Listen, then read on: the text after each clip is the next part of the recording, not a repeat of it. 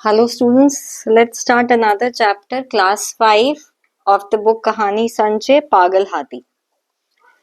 मोती राजा साहब की सवारी का खास हाथी था। खास मतलब स्पेशल, विशेष।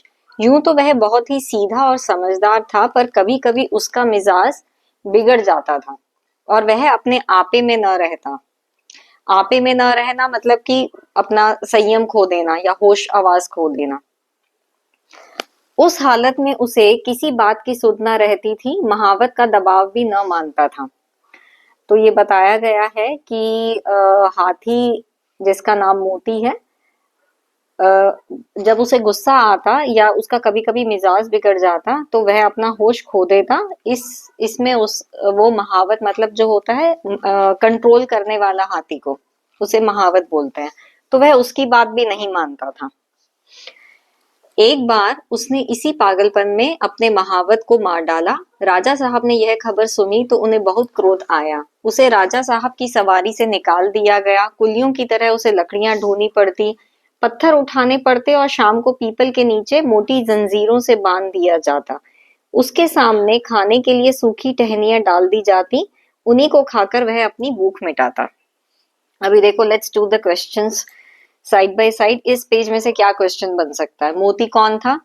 मोती राजा साहब की सवारी का खास हाथी था। यह है 1 mark question. If it is of 2 marks you have to elaborate. जो सेकंड सेंटेंस में जैसे लिखा है कि after you write the first sentence, वह सीधा और समझदार था पर कभी कभी उसका मिजाज बिगड़ जाता था। Okay, these 2 lines you have to write. और उसके बाद उसने पागलपन में क्या किया? उसने अपने पागलपन में महावत को मार डाला। राजा साहब को ये जब खबर सुनी तो उन्होंने उसे क्या सजा दी? राजा साहब ने मोती को यह सजा दी कि उसे कुलियों की तरह लकड़ी ढोनी पड़ी, पत्थर उठवाए गए और शाम को पीपल के नीचे मोटी जंजीरों से बांधा गया। खाने के लिए उसे सिर्फ सूखी टहनियां दी जाती थी। Okay, so in this page we have these questions. Now let's. वह सोचता था, कहाँ मैं राजा का सबसे प्यारा हाथी और कहाँ आज मामूली मजदूर हूँ। यह सोचकर जोर से चिंघाड़ता और उछलता। सी इन दिस, वह मजदूर उसको क्यों कहा गया? Again the answer will be same कि उसको वो पत्थर उठाने पड़ते थे। ये सब जो हमने फर्स्ट पेज पे किया था आंसर की सजा में क्या उसको सजा मिली, exactly the same answer you have to write for this also. आखिर एक दिन उसे इतना जोश आया कि जंजीरें तोड़ डाली और जंगल की तरफ भाग गया। राजा साहब के सिपाही उसको पकड़ने के लिए दौड़े, मगर मारे डर के कोई उसके पास जा ना सका।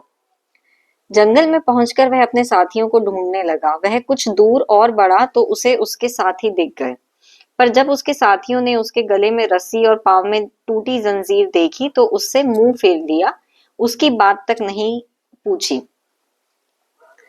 जब तक वे आंखों से ओझल ना हो गए, मोती वहीं खड़ा ताकता रहा।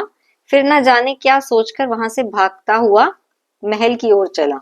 सो इन दिस पैराग्राफ पहला ये क्वेश्चन बनता है। ओके, देयर आर 2 मुहावरा यहाँ पे। देखिए, मुंह फेर लेना मतलब कि ध्यान ना देना, जैसे इफ इग्नोरिंग समवन। तो जब मोती जंगल में अपने साथियों को ढूंढने गया तो उसके साथियों ने देखा तो उसको इग्नोर करके वो लोग चले गए। तो अब ये क्वेश्चन क्या होगा कि उसके साथियों ने मुंह क्यों फेर लिया? तो उसके साथियों ने देखा कि मोती के गले में रस्सी है और पांव में टूटी जंजीरें हैं, तो उन्हें लगा यह तो गुलाम है और शायद भाग कर आया है। जब सिपाही उसे पकड़ने आएंगे तो शायद वे लोग भी पकड़े जाएं या उन लोगों को भी पकड़ के ले जाया जाएगा। इस कारण से उसके साथियों ने मुंह फेर लिया। Done. Okay, now next is कि आंखों से ओझल होना, नजरों से दूर होना, मतलब staring at someone till that thing disappears. तो अभी जब वो देख रहा था अपने साथियों को तो साथी तो चलते जा रहे थे आगे, और तब तक वो देखता रहा जब तक वह उसको नजर आना बंद हो गया। Okay, so this is the meaning of आंखों से ओझल होना। वह रास्ते में ही था कि उसने देखा कि राजा साहब शिकारियों के साथ घोड़े पर चले आ रहे हैं। उसने सोचा कि वे शायद उसे ही मारने आ रहे हैं। वह हैरान वह फौरन एक बड़ी चट्टान की आड़ में छिप गया। आड़ मतलब होता है उसके पीछे, टेकिंग एज अ कवर। राजा साहब जरा दम लेने को घोड़े से उतरे। दम लेना मतलब आराम करने के लिए, जस्ट टू टेक रेस्ट। अचानक मोती आड़ से निकल पड़ा और चिंघाड़ता हुआ राजा साहब की ओर दौड़ा। तो अब वो राजा साहब को तो पता है कि वो तो पागल था, इसीलिए उसने महावत को मार दिया। तो इसीलिए जब उसने देखा कि मोती उनके पास आ रहे हैं तो राजा साहब भी डर गए। वो घबरा कर भागे और एक छोटी सी झोपड़ी में घुस गए। जरा देर बाद मोती भी पहुंचा। उसने राजा साहब को अंदर घुसते हुए देख लिया था। पहले तो उसने अपनी सूंड से ऊपर का छप्पर गिरा दिया, फिर उसे पैरों से रौंदकर चूर चूर कर दिया। छप्पर मतलब होता है कि जैसे हट के ऊपर भी use the dried leaves to make a roof, तो वो उसको गिरा दिया और फिर उसको पैरों से रौंद कर चूर चूर कर दिया। भीतर राजा साहब का डर के मारे बुरा हाल था। जान बचने की कोई आशा न थी। आखिर कुछ न सूझी तो वह जान पर खेलकर पीछे दीवार पर चढ़ गए और दूसरी तरफ कूदकर भाग निकले। तो राजा साहब ने मोती को देखकर क्या किया? राजा साहब मोती को देखकर डर गए, अपनी जान बचाने के लिए एक झोपड़ी के अंदर घुस गए, फिर पीछे की दीवार पर चढ़ गए और दूसरी तरफ कूदकर भाग निकले। So you have to write in a very short and specific way. ये सब लिखने की जरूरत नहीं कि उसने हाथी ने क्या किया। तो क्वेश्चन है कि राजा ने क्या किया? झोपड़ी, देन दीवार पर चढ़ना और फिर कूदना। ओके। मोती द्वार पर खड़ा छप्पर रौंद रहा था और सोच रहा था कि दीवार कैसे गिराऊं। आखिर उसने धक्का देकर दीवार गिरा दी, मगर जब राजा साहब भीतर न मिले तो उसने बाकी दीवारें भी गिरा दी और जंगल की तरफ चला गया। घर लौटकर राजा साहब ने ढिंडोरा पिटवा दिया। ढिंडोरा पिटवाना मतलब सूचना देना, in olden times, so this was a way of giving any notification कि आप कोई वो बड़ा सा ढोल टाइप होता है ना, उसको बजाएंगे तो सब लोग इकट्ठे हो जाएंगे कि yes there is an important information from the king. तो ये उसको बोलते हैं ढिंडोरा पिटवाना। जो व्यक्ति मोती को जिंदा पकड़कर लाएगा उसे 1000 रुपए इनाम दिया जाएगा। कई आदमी इनाम के लालच में उसे पकड़ने गए, मगर उनमें से एक भी न लौटा। मोती के महावत का एक लड़का था, उसका नाम था मुरली। वह 8-9 बरस का था। राजा साहब दया करके उसको और उसकी माँ को कुछ खर्च दिया करते थे। मुरली था तो बालक पर हिम्मत का धनी था। अभी देखो इसमें से 2 शॉर्ट क्वेश्चंस। राजा साहब ने क्या सूचना दी या क्या ढिंडोरा पिटवाया? कि जो मोती को जिंदा पकड़ कर लाएगा उसे 1000 रुपए 1000 रुपए इनाम दिया जाएगा। सेकंड क्वेश्चन, मुरली कौन था? मुरली महावत का लड़का था, 8-9 बरस का, और वह हिम्मत का धनी था। अभी वो हिम्मत का धनी क्यों बोला गया है, ये जब हम स्टोरी पढ़ लेंगे फिर इसका आंसर भी you will come to know. वह कमर बांधकर मोती को पकड़कर लाने के लिए तैयार हो गया। माँ ने बहुतेरा समझाया और लोगों ने भी समझाया, मगर उसने एक ना सुनी और जंगल की ओर चल दिया। जंगल में उसने देखा कि गौर से इधर उधर देखने लगा। आखिर उसने देखा कि मोती सिर झुकाए उसी पेड़ की तरफ चला आ रहा है जिसके ऊपर वह बैठा। उसकी चाल में ऐसा मालूम होता था कि उसका मिजाज ठंडा हो गया है। ज्यों ही मोती उस पेड़ के नीचे आया, उसने पेड़ के ऊपर से पुचकारा, मोती। मोती इस आवाज को पहचानता था। वह वहीं रुक गया और सिर उठाकर ऊपर की ओर देखने लगा। वह मुरली को पहचान गया। यह वही मुरली था जिसे वह अपनी सूंड में उठाकर अपने मस्तक पर बिठा लेता था। मैंने ही इसके बाप को मार डाला, यह सोचकर उसे उस बालक पर दया आई। वह खुशी से सूंड हिलाने लगा। मुरली उसके मन के भाव को पहचान गया। Now in this they are describing कि मुरली पेड़ पे बैठ के देख रहा था मोती। उसने देखा कि मोती का गुस्सा अब शांत हो गया है बाय द लुक ही कुड रिकॉग्नाइज।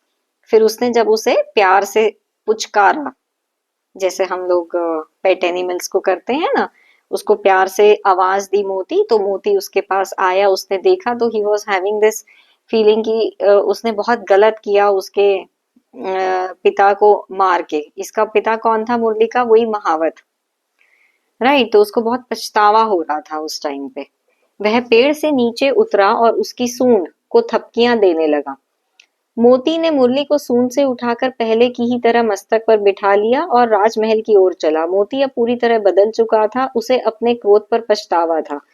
तो उसको पछतावा तो हो रहा था, कैसे पता चल रहा है? क्योंकि उसने मोती को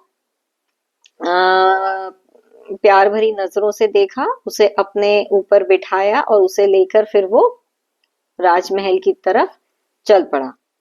मुरली जब मोती को लिए राजमहल के द्वार पर पहुंचा तो सबने दांतों तले उंगली दबाई। ना दांतों तले उंगली दबाना मतलब आश्चर्यचकित होना। तो why this was a surprising moment? क्योंकि सब लोग बहुत डर रहे थे, मोती को कोई पकड़ के लेकर आ भी नहीं पा रहा था। और एक बालक 8-9 वर्ष का, जब एक बालक उसको मोती को पागल समझा जा रहा था, उस पागल हाथी को लेकर राजमहल में आया, इस कारण से सब लोग हक्के बक्के रह गए, या दे वर सो सरप्राइज। तो उन्होंने दांतों तले उंगली दबा ली। फिर भी किसी की हिम्मत न होती थी कि मोती के पास जाए। मुरली चिल्लाकर बोला, डरो मत, मोती बिल्कुल सीधा हो गया है, वह किसी को कुछ ना कहेगा। राजा साहब भी डरते डरते मोती के सामने आए। उन्हें कितना अचंभा हुआ कि वही पागल मोती अब गाय की तरह सीधा हो गया है। उन्होंने मुरली को 1000 का इनाम दिया, उसे अपना खास महावत बना लिया और मोती फिर से राजा साहब का सबसे प्यारा हाथी बन गया। तो राजा साहब ने मुरली को क्या इनाम दिया? 1000 रुपए का इनाम दिया और उसे अपना खास महावत बना लिया।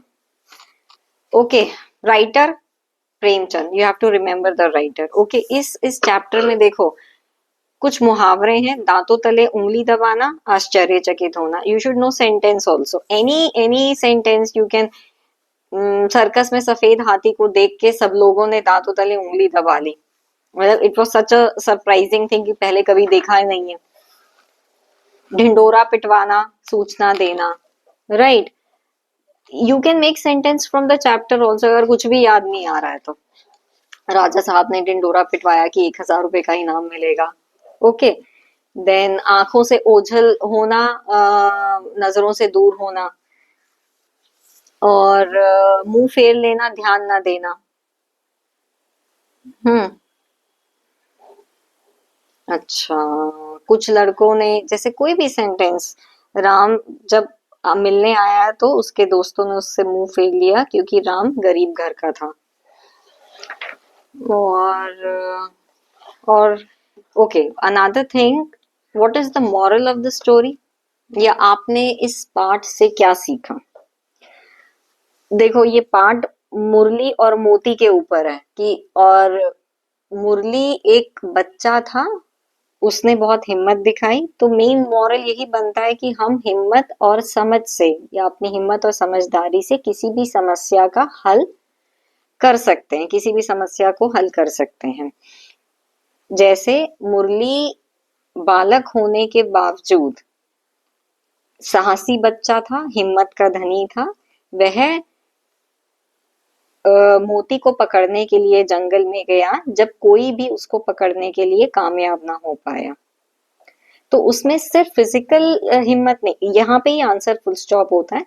तो द कॉन्सेप्ट इज कि उसने अपने दिमाग से भी तो काम लिया ना, कि उसको देखा, उसको जज किया, फिर उसको पुचकारा, राइट। तो बोथ समझदारी एंड हिम्मत दोनों का उसने एक मिसाल दिया है।